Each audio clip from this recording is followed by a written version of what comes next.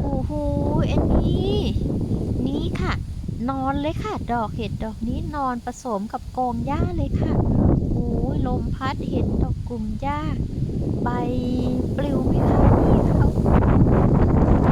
ลมเย็นมากได้ยินเสียงลมไหมคะสงสารเห็ดค่ะหนาวนี้ก็ต้องขดตัวอยู่ใต้ดินแล้วล่ะค่ะรอฤดูใบไม้อีร่วงปีหน้ามาใหม่ก็ถึงจะโผล่มาให้เราเก็บอีกทีนึงค่ะเจ้าเห็ดน้อย